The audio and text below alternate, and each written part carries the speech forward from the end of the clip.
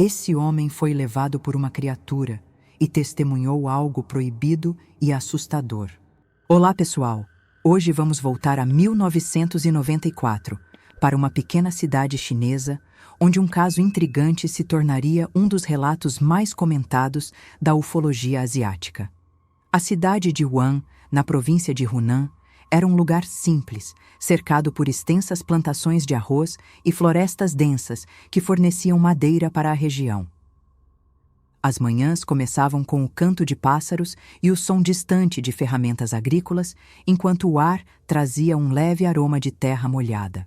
Foi ali que um trabalhador rural chamado Meng Jiaogu, então com 26 anos, casado e pai de família, viu sua vida mudar de forma radical após um encontro que, segundo ele, veio de muito além do nosso planeta. Meng vivia de trabalhos braçais, alternando entre o corte de árvores e o cultivo de arroz. Na manhã do dia 27 de maio daquele ano, o céu estava parcialmente nublado, mas uma luminosidade incomum surgia no horizonte. Ao lado de outros madeireiros, próximo à fazenda florestal Hong, ele avistou algo atravessando o céu em alta velocidade, refletindo a luz como se fosse um metal polido. O objeto parecia perder altitude até colidir com a encosta da montanha Fênix. Os homens trocaram olhares rápidos e, acreditando se tratar de um helicóptero acidentado, decidiram investigar. Subiram por trilhas estreitas e escorregadias, mas, ao chegarem ao topo, não encontraram fumaça, destroços ou qualquer sinal de aeronave. Nos dias seguintes, a imagem daquele brilho cortando o céu não saía da mente de Meng. Ele comentava o assunto em casa e com colegas de trabalho, mas muitos riam ou simplesmente mudavam de assunto. Para ele, algo incomum havia acontecido, e a ausência de respostas só aumentava sua curiosidade. Foi assim que, na manhã de 6 de junho, 10 dias após o ocorrido, ele resolveu retornar ao local da suposta queda, desta vez acompanhado de sua sobrinha, Le Hongai. O caminho até lá exigia atravessar áreas de mata fechada, com galhos úmidos e sons constantes de insetos, mas nada prepararia os dois para o que veriam a seguir. Ao chegarem próximos ao ponto onde acreditavam ter visto a queda, Meng notou algo metálico refletindo entre as árvores. Ao se aproximar, o formato ficava mais claro. Um objeto amarelado, de superfície lisa, arredondada como um prato invertido, com duas longas extensões que pareciam antenas ou hastes. Ele emitia um zumbido estridente e uma luz que oscilava entre o branco e o dourado. Foi nesse momento que ambos sentiram uma descarga elétrica intensa percorrendo o corpo, como se o ar tivesse se tornado denso e carregado de energia. Assustados, trocaram um olhar rápido e recuaram, correndo pelo caminho de volta com a respiração acelerada. De volta à cidade, Meng decidiu procurar o presidente do Sindicato dos Madeireiros e relatar o que havia visto. O homem, longe de rir da situação, pareceu intrigado e imediatamente organizou uma expedição com cerca de 30 pessoas. O grupo se equipou com binóculos e foi até o local indicado por Meng. Ao chegarem, mantiveram-se a cerca de 100 metros de distância e começaram a observar. Entre as árvores, era possível ver manchas escuras no solo, troncos queimados e até rochas com rachaduras incomuns, como se tivessem sido expostas a calor extremo. Sobre o chão, havia ainda um tecido amarelado, de aspecto sintético, que ninguém conseguia identificar. Quando chegou a vez de Meng usar os binóculos, ele fixou o olhar e afirmou ver claramente o mesmo objeto metálico que encontrara antes, e próximo dele uma figura humanoide. O ser, segundo seu relato, segurava algo semelhante a um bastão, de onde partia um feixe de luz tão intensa que ofuscava a visão. Subitamente, Meng caiu no chão, tremendo e gritando, como se tivesse sido atingido por algo invisível. Os companheiros correram até ele e precisaram da força de 5 homens para contê-lo, tamanha era a agitação. Seu rosto estava contraído, e os olhos se moviam rapidamente sob as pálpebras semicerradas. O grupo levou Meng até um médico da região, que o examinou cuidadosamente. Foi observado que sua testa apresentava temperatura mais alta que o normal.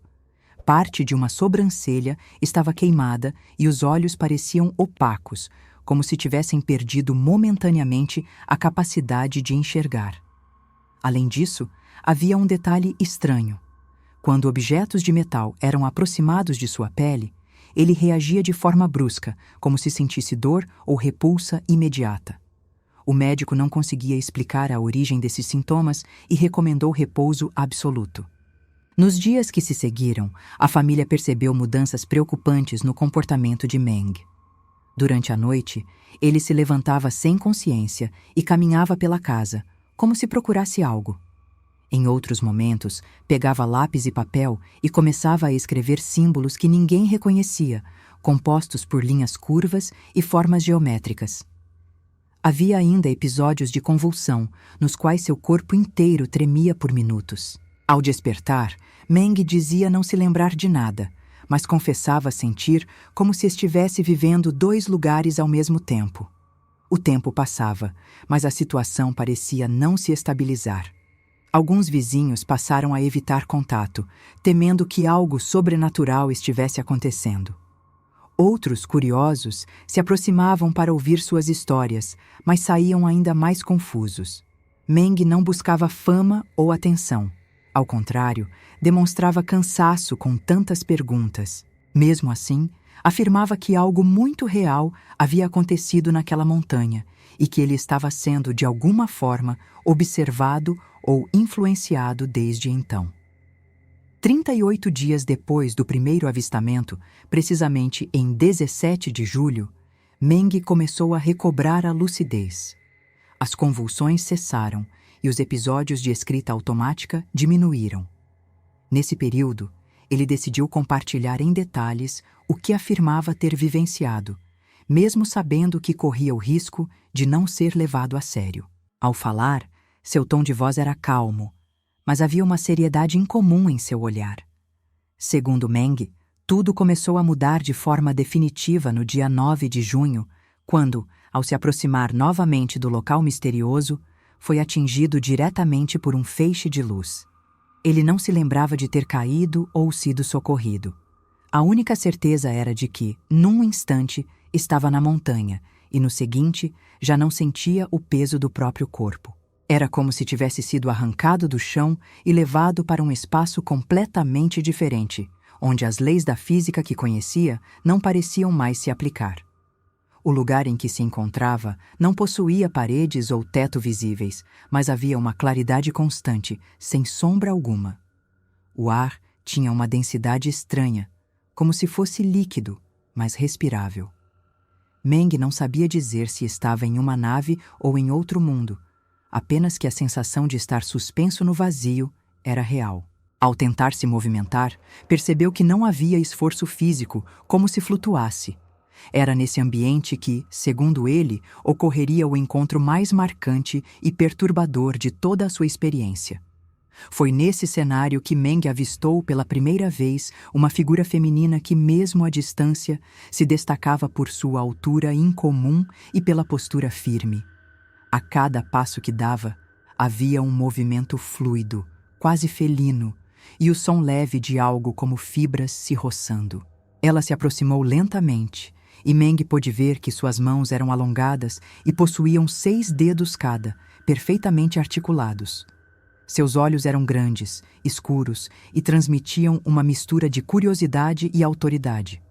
Ao se aproximar ainda mais, foi possível notar que suas pernas eram longas e cobertas por uma espécie de pelo trançado, como se fosse parte natural de seu corpo. A estrutura física transmitia força e resistência, e Meng teve a sensação de que aquele ser poderia imobilizá-lo com facilidade se quisesse. Apesar disso, não havia agressividade explícita em seus movimentos, apenas uma presença imponente, quase hipnótica. E foi exatamente nesse instante, diante dessa criatura que desafiava qualquer compreensão humana, que Meng percebeu que o que estava vivendo ia muito além de um simples avistamento. Ali, ele estava frente a frente com algo que mudaria para sempre sua vida e sua percepção sobre a realidade. A criatura manteve os olhos fixos nele por longos segundos, sem falar uma palavra, como se estivesse analisando cada detalhe de seu corpo e de sua mente. Meng sentia que, de alguma forma, ela estava sondando seus pensamentos, revivendo suas memórias e emoções mais profundas. Ele tentou recuar, mas descobriu que não tinha controle sobre os próprios movimentos, como se uma força invisível o mantivesse no lugar. O ambiente ao redor parecia reagir à presença dela, com a luz ficando mais intensa e uma vibração quase imperceptível percorrendo o ar. Foi nesse momento que ela se aproximou ainda mais, até que Meng pôde sentir um aroma estranho, algo entre o metal e um tipo de resina natural. A sensação não era de medo puro, mas de vulnerabilidade, como se estivesse exposto a algo que ultrapassava qualquer referência humana. Nos encontros seguintes, Meng relatou que a humanoide se aproximava de forma insistente, transmitindo, não por palavras, mas por sensações, a intenção de ter contato físico com ele. Essa comunicação era direta, entrando em sua mente sem passar por linguagem alguma. Ele descrevia como, ao tocá-lo, ela parecia alterar o próprio peso de seu corpo, tornando-se quase sem massa, fazendo com que ambos flutuassem juntos naquele espaço indefinido. Durante esses momentos, Meng tinha visões confusas, vendo-se ora naquele local luminoso e sem paredes, ora em sua própria casa, como se sua consciência estivesse fragmentada em dois mundos ao mesmo tempo. Essa sobreposição de realidades lhe causava um misto de fascínio e desorientação, tornando impossível distinguir o que era físico e o que era mental. Em uma dessas ocasiões, ela inseriu sob sua pele, na altura do braço, uma substância transparente e fria, que se espalhou rapidamente sem provocar dor. Meng sentiu apenas uma leve pressão, seguida por uma estranha coceira interna que, segundo ele, resultou no surgimento de pequenas elevações semelhantes a verrugas. O gesto foi feito com precisão e calma, como se fizesse parte de um procedimento padronizado. Ele não soube dizer se era um implante, uma injeção ou algo completamente diferente. Apenas sabia que, a partir daquele momento, seu corpo passou a reagir de forma ainda mais estranha à presença de metais e a certos sons agudos, como se tivesse sido ajustado para operar em outro tipo de sensibilidade. No dia 17 de julho, ele foi levado novamente, mas desta vez não para aquele espaço indefinido, e sim para dentro de algo que reconheceu como uma nave. Havia uma claridade uniforme que parecia vir de todas as direções, e no centro, dois seres masculinos mais baixos que a fêmea o aguardavam. Suas feições eram menos agressivas, mas os olhos mantinham a mesma intensidade. Um dispositivo parecido com um cone metálico foi colocado próximo ao rosto de Meng, e uma voz humana masculina começou a se manifestar em sua mente, traduzindo as intenções dos visitantes. Eles explicaram que vinham à Terra para estudar as condições climáticas e geológicas, tentando compreender como evitar que asteroides atingissem seu próprio planeta. Segundo eles, as interações com humanos faziam parte de um esforço maior para estabelecer algum tipo de relação pacífica entre as espécies. Em seguida, Meng foi levado até um compartimento onde uma grande tela, curvada e translúcida, mostrava um cenário que ele identificou como sendo Júpiter. Na imagem, um cometa se aproximava rapidamente, até se chocar contra a superfície do planeta em uma sequência de explosões que se expandiam como ondas coloridas. O impacto era tão real que Meng sentia o corpo vibrar levemente, como se estivesse presente no evento. Os seres lhe disseram que aquilo aconteceria em breve e que seria um sinal de que sua experiência não era fruto de imaginação. Dias depois, em 22 de julho, o mundo veria pelas lentes dos telescópios o cometa Shoemaker-Levy 9 colidir com Júpiter, exatamente como ele havia testemunhado. Antes de devolvê-lo ao ponto de origem, os visitantes lhe disseram que a fêmea estava grávida e que ele teria a chance de ver os filhos apenas 60 anos depois, quando as condições para um novo encontro estivessem favoráveis. Para Meng, a notícia soava impossível de ser processada e, ao mesmo tempo, carregava um peso emocional enorme. Ao despertar em casa, sentiu uma dor aguda no braço, no exato local onde a substância havia sido inserida. Sobre a pele, havia uma película gelatinosa que se desfez sozinha em poucos minutos, deixando apenas uma pequena marca que desapareceria com o tempo. A partir daí, pesquisadores e curiosos passaram a visitar a região e examinar os locais citados por Meng. Em várias áreas próximas à Montanha Fênix, encontraram árvores queimadas de forma irregular, rochas rachadas e sinais incomuns de radiação. Até mesmo na casa de Meng, aparelhos registraram leituras anômalas em determinados pontos. Ele foi submetido a 2 testes de polígrafo, um em 1994 e outro em 2003, passando em ambos sem apresentar sinais de mentira. Apesar disso, céticos afirmavam que seus relatos poderiam ter origem em alucinações ou distúrbios neurológicos, enquanto defensores lembravam que havia testemunhas que também observaram o objeto no céu. Com o passar dos anos, Meng se tornou uma figura conhecida no meio ufológico chinês, mas sempre evitou a superexposição. Recusou convites para entrevistas sensacionalistas e ofertas de contratos lucrativos, afirmando que não queria transformar sua experiência em espetáculo. Ele mudou-se para trabalhar como professor, garantindo estabilidade financeira e segurança para a família. Mesmo assim, continuava a ser procurado por pesquisadores que buscavam detalhes sobre sua história e por curiosos que viam nele uma espécie de ponte entre 2 mundos. Em 2016, Meng afirmou ter tido um novo contato. Segundo ele, dessa vez não foi levado, mas recebeu um pequeno fragmento do cometa que havia visto colidir com Júpiter mais de 20 anos antes. O objeto, de cor escura e textura áspera, teria em sua composição o raro metal térbio, algo que intrigou especialistas. Embora não haja confirmação científica definitiva sobre a origem desse fragmento, o próprio Meng dizia que era a prova final de que sua experiência não podia ser explicada apenas como imaginação. Hoje, Meng Zhaoguo continua a viver de forma reservada, evitando debates públicos acalorados, mas reafirmando sempre que o que viveu foi real e carregava uma mensagem importante sobre a preservação da Terra. Para ele, os visitantes não vieram com intenções hostis, mas como observadores atentos a um planeta que pode estar em risco, assim como o deles um dia esteve.